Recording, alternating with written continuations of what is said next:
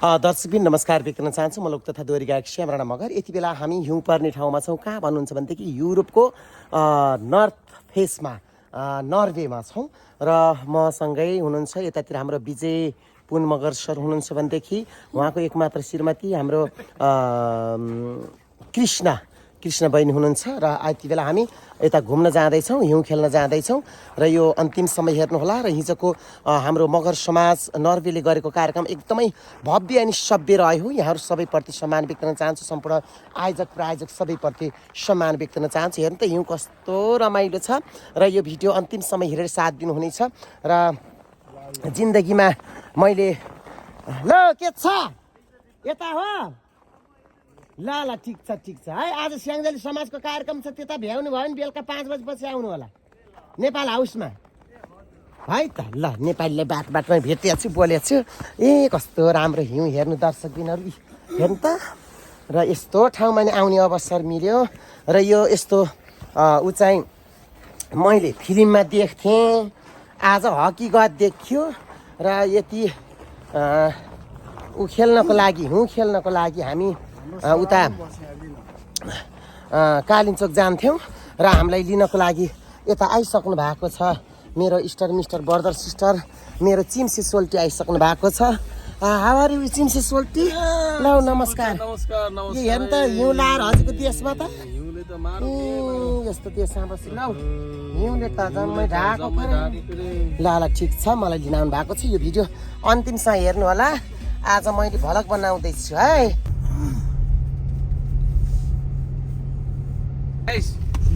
मिठाई आउनुहुन्छ? मिठाई छ मसँग। मिठाई मात्रै छ मसँग। चकलेट कस्तो मिठाई हो? खाउँ न। चकलेट हो।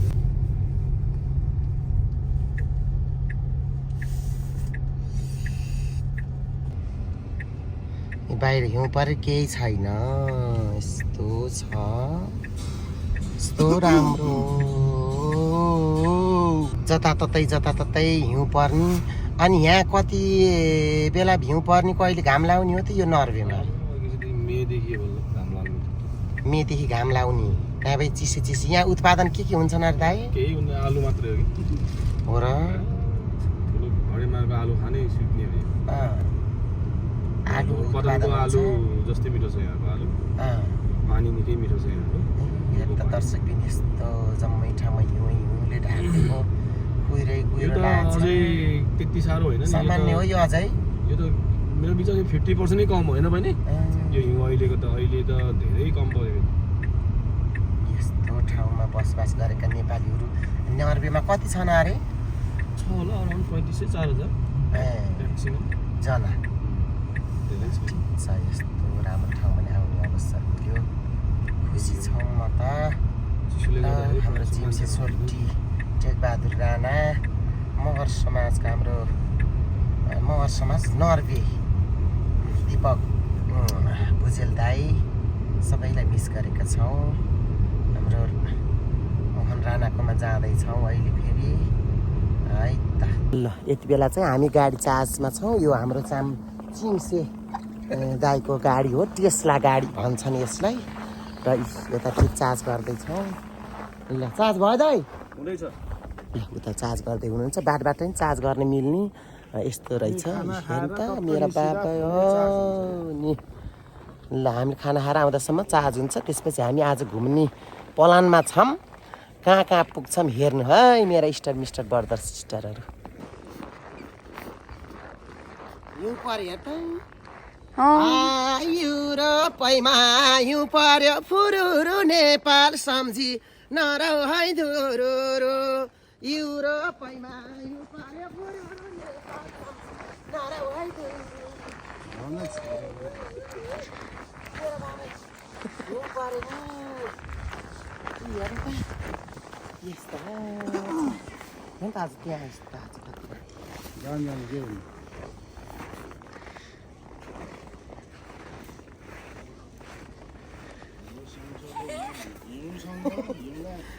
चिसो भयो। यो कुन सहर? ओस्लोकै सहर हो यो। ओस्लोको सहर कस्तो राम्रो। यति बेला हामी कहाँ जाँदैछौँ कृष्ण? भिजिलेन्ट पार्क। ल हामी भिजिलेन्ट पार्क जाँदैछौँ र भिजिलेन्ट पार्कको प्राङ्गणमा यस्तो छ। खोकिला मलाई राम्रो। ए आमा हो कति राम्रो हो यो ठाउँ। के हो यस्तो छ। हामी त्यहाँ पुग्ने गरे त्यहाँ पुग्दैछौँ। दर्शकबिन यो चाहिँ यो पानीको ताल गरे यहाँ सुकेर बसेछ। यो मूर्तिहरू चाहिँ एउटै व्यक्तिले बनाएको, कति वर्ष लाएर बनाएको। यो हजारौँ मूर्तिहरू छन्, कुँदिएका मूर्तिहरू। यो भिजिलेन्ट पार्क।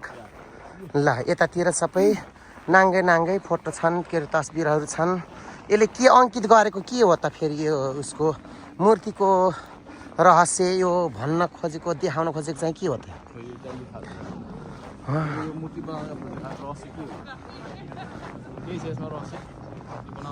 एउटै व्यक्तिले बनाएका मूर्तिहरू हेर्नु त। कहानी होला, केही होला, रहस्य होला नि त। त्यही भएर त यसरी सङ्ग्रहालय गराएर राखेका छन् है सबै। ए बरै के बनाएका हुन्। हामी कहाँ रे? भिजिलेन्ट पार्कमा छौँ र यस्तो राम्रो छ। र यो चाहिँ एउटै व्यक्तिले मूर्ति कुँदेको, यति हजारौँ मूर्तिहरू एउटै व्यक्तिले कुँदेका रहस्यमय एउटा मूर्तिहरू छ। हामी हेर्न जाँदैछौँ। कस्तो राम्रो छ।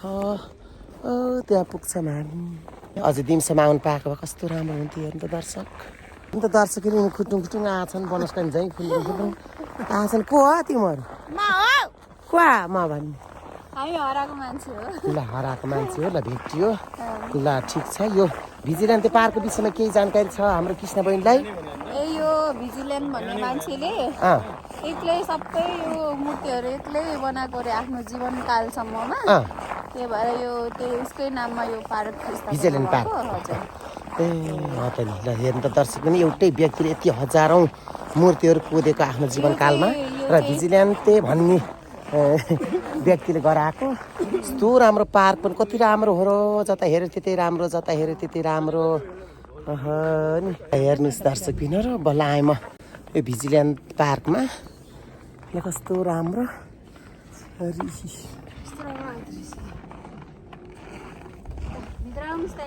एउटै व्यक्तिले बनाएका मूर्ति यत्रो उसम्म छ।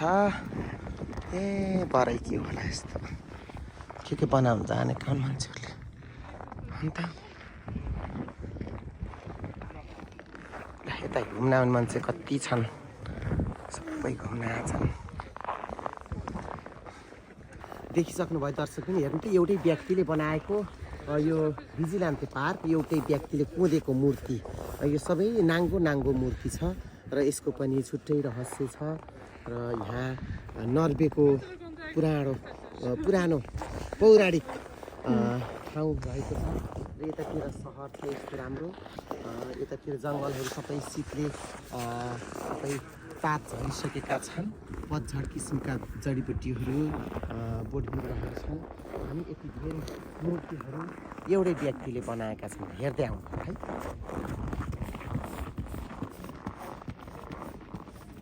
देख्यौ कस्तो राम्रो। यहाँ कस्तो रहेछ।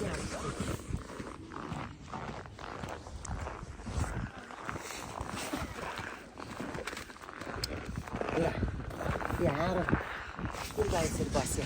बाजेर बजै यता फेरि तानै परेको यस्तो छ। हेर्नु त दर्शक यता छन्।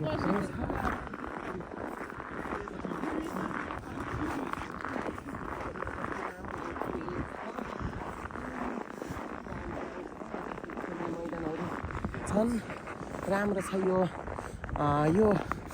यो चाहिँ जम्मै मूर्तिले बनेको। यो अल्को एउटै ढुङ्गाको मूर्तिहरू दर्शकहरू के जानेको मान्छेले एउटा नाम राख्नुको लागि केही मेहनत गर्न पर्छ, केही परिश्रम गर्नै पर्छ भन्ने कुरा हो। यो चाहिँ यस्तो राम्रो गरेर हाम्रो भिजिलेन्ट पे पार्क यसरी निर्माण भएको छ। मित्र ब्रदर सिस्टर हेर्नुहोस्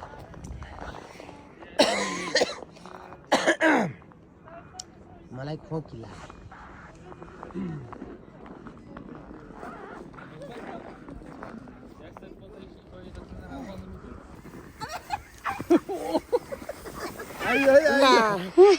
यो पनि खेलियो जिन्दगीमा।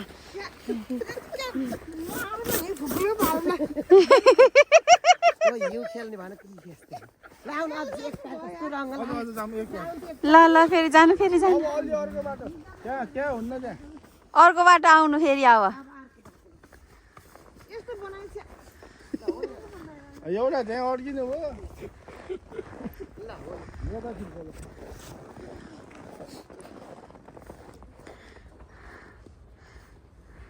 ल है दर्शक दिनहरू हामी पर्खिँदैछौँ। त्यहाँ गाडी आउँदैछ।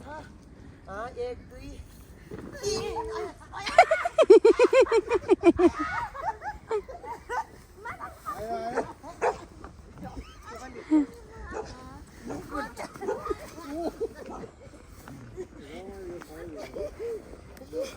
उठाउ त छोरी। ल यही हो यो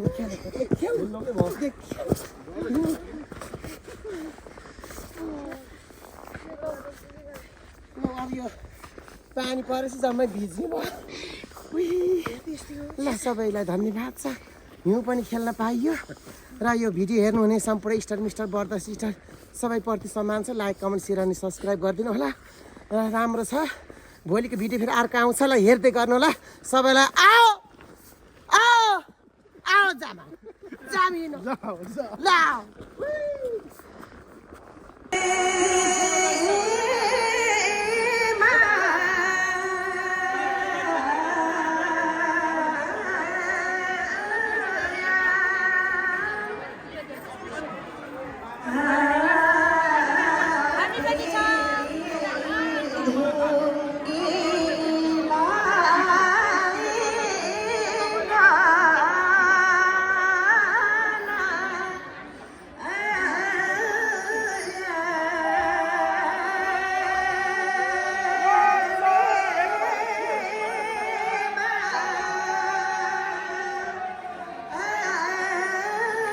उहाँहरूलाई हामी म पनि सेन्जा गलेबाट आएको हुनाले हाम्रै दाजुभाइ हाम्रो बहिनीहरू यहाँ आएको बेलामा हामीले चाहिँ आफ्नै ठाउँबाट आएको यस्तो कलाकारलाई हामीले स्वागत गर्न पाउनुपर्छ भन्ने हाम्रो एउटा साथीभाइको जमघट थियो।